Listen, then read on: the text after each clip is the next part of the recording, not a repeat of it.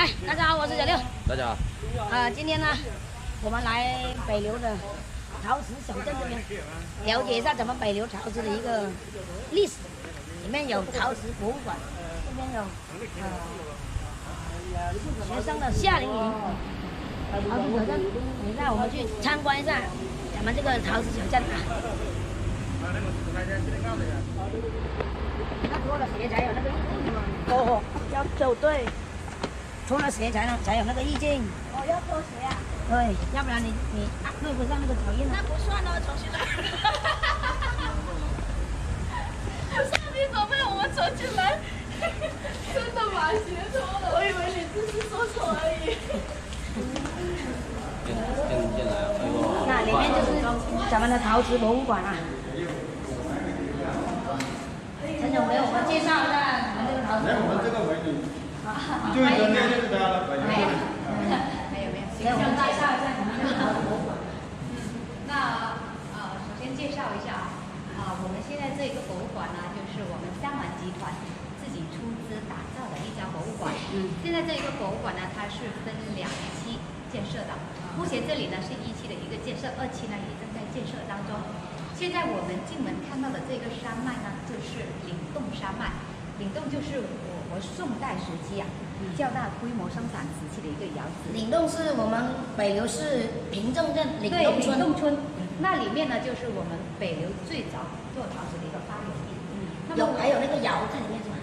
遗址还在遗址还在，这个窑呢已经是不存在了哦，以为窑还在。窑还因为是1000多年的一个历史了，这个窑已经不存在了，这个遗址呢还在。但是在里面是出土了很多咱们对，出土了据这个考古专家之前这个挖掘在北流呢挖出来，就是在北流这一个岭洞这里面呢挖出来了这个5件国家一级文物，其中有3件呢就是这个陶瓷对，现在我们进到里面去参观一下。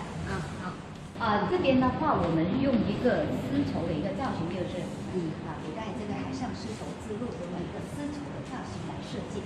那么原路所体现的就是我们中国各朝代的瓷器特点。那么我们看一下这条丝绸里面镶嵌了非常多这个瓷片这些瓷片呢，就是来自于这个岭洞古窑里面所挖掘出来的这些瓷片，全部都是真品那么镶嵌在里面的这些瓷片呢，就是各个时期的都有据说当时挖出来就发现是有宋代的瓷片在里面怎么发现是宋代的瓷片呢？用我们现在的话来说，就是logo它发现这个碗里面有这个印章然后据考证呢，这个印章呢就是来自于这个宋代的。我们北流的瓷器，真正的瓷器是起源于北宋时期，到了南宋之后呢，它就进入到了一个非常鼎盛的一个时期生产过程那么我们古代制作陶瓷呢，总共是由5大工序来完成的。我们靠近去拍这个，就古代怎么样做陶瓷的这个工具还有工序都在这里是吧？我们这里是做了5大工序的一个演示，但是真正一件瓷器的完成它是要经历72道工序才能够完成的像这个呢，就是一个原料的一个处理你看在古代的时候，它这种又属于这种半自动了最早的时候是采用这个人踩跟牛踩的一种方式。那么这种应该是用水的动力。对，用水车就把这个原材料弄碎现在像这种方法，还有一些做高端艺术陶瓷的地方呢，还在采用这种方法，还在沿用是吗？对，它的目的呢就是不破坏泥里面的这个组织。那么它因为是手工做的，做出来的这个陶瓷它拉制的时候，它这个柔软性韧性对，它就非常的好。那么烤出来的陶瓷呢，也非常的漂亮然后呢，也是依着这个山势而烧。那么我们可以看到在上面的这个旁边，它都有它这个窑口用来加柴的古代的时候烧一窑呢，大概是要烧2天2夜。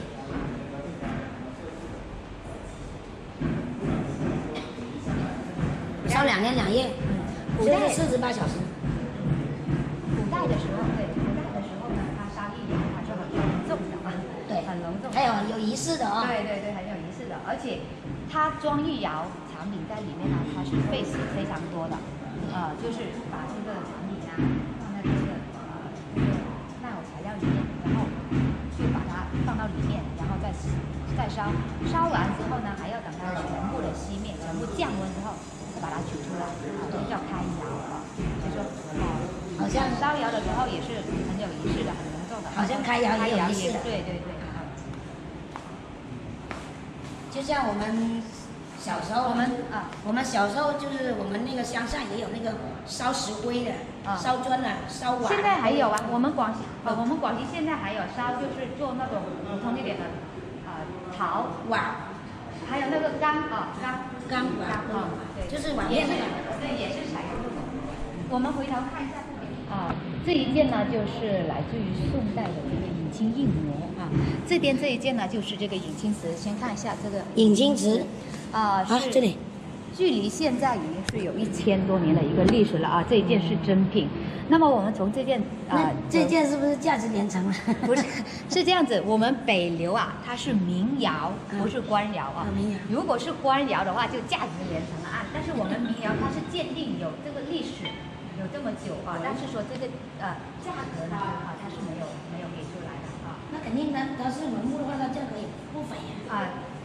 反正就是按我们的话来说，就是无价之宝了无价之宝你看从这一件，而且是完好无损的是吧？下面有一点残缺，有一点对这一件文物呢，我们可以看到它的这个当时的这个工艺它是非常高端的。据说我们北流当时做引青瓷的技术基本上达到了官窑引青瓷的技术。刚刚说到，因为我们是出身于民窑，即使我们做的很漂亮，技术很厉害，这个名气也没有办法去跟官窑相比。因为你在当时来说，你没有官方的宣传，对，达官贵人对可能不那么了解咱们这北。对，然后我们这边的话，对我们做出来的这些瓷器呢，都是给这个民间老百姓来用。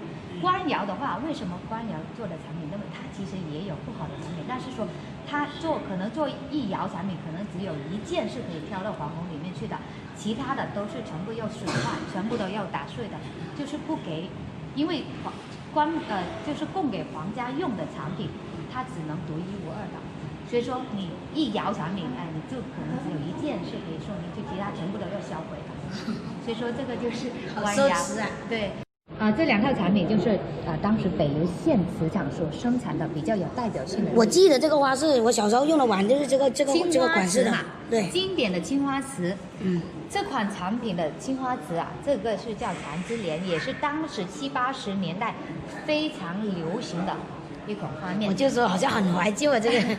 它是70、80年代两广地区所有涉外的宾馆跟酒店都使用这一款。对，所以说是非常经典，特别是80后的，一看这种产品都非常又暴露年龄了。我们也是呀，我们也是80后所以说一看到非常亲切嘛。对，你叫90后的、00后的看到这种可能没有什么太大的感触我们80后这一套就是58年的时候，就是送去人民大会堂广西厅所使用的这一套茶壶当时呢是生产500件但是我们博物馆看到这一件呢是唯一的一件孤品了，已经是孤品了已经是再找不到了。这边的这些都是各个不同时期的北流、河流域一带所出土的这些文物像这个呢也是这个引青碟这个都已经有冰裂了这种呢就比较宋代的。那么因为它经过一个时间的一个变迁我们隐约还看到里面它是有这个绿色的。对，绿色的那底部那里对，就底部那里。对。因为那个时候还没有那个技术，对，把那个花装饰上去。对。因为到元代以后才有青花。元代以前它都是没有花纹的这种。这样子你看这种都是完全受用，没有那个什么花朵那种东西。对呀。它每个朝代的都是。是元代以后才有那个青花那个花色。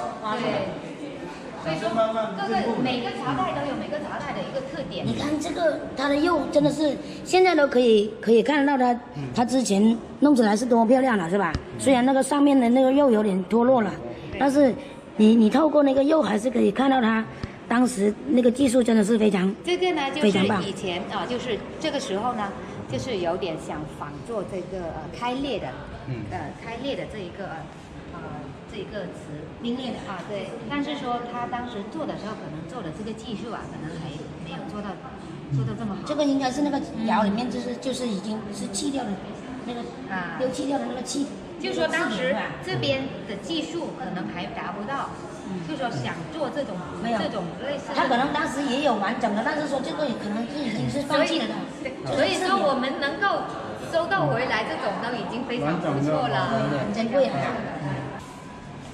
这个就是这个，你看青花图案青黛做的比较漂亮的。这个茶壶啊，叫做提梁壶，就是民间一带以前都是用这种茶壶的。哦，你看像它那个上面提那个已经可能就不知道哪里去了。那种就是我们小时候也看过呀，那种就是两边绑一根铁线就是对，家家户户都用的这种提梁壶就是民间大部分都是采用这种茶壶的，而且用这种茶壶装茶，你2天这个煮的茶2天都不会坏不会坏，非常好，而且喝得非常香很密封度。偕老，100年偕老，这个应该是以前那个人家结婚的那种嫁妆或者是酒坛这个是酒坛青花酒坛。它100年偕老就好像是应该寓意人家结婚的这个。对。那应该以前是婚庆用的这个名字。这个叫环球航空池，但是我们是87年建厂的嘛。其实我们87年建厂，我们89年就接到了这个这个一个好像美国的一个订单嘛。对，他就是做这个航空池的。但是他这个订单的要求是非常高的。还是英文的，你看那个杯口那里那个有英文的。你注意看那个杯口那里。当时来89年来说，它就是一个质量的一个代表了。这个放不进去了，已经在玻璃柜外面了。那个杯口上面是有英文的。是，就是当时89年的时候，我们87年建厂的时候已经是一个外贸型企业了。然后我们大部分的产品都是销放向国外的。这一套呢，这个叫世庆茶具就是94年的时候，我们北流侧县立式的一套礼品纪念瓷嘛，当时就是委托我们这边来做的一套纪念瓷，非常漂亮的。你看像这个茶壶的一个弧形呀，当时我们北流是1994年侧县立式的，是吧？对，这当时不是北流县嘛？对啊，侧县然后立式叫北流市当时所做的一套纪念瓷，这个很有意义啊。对。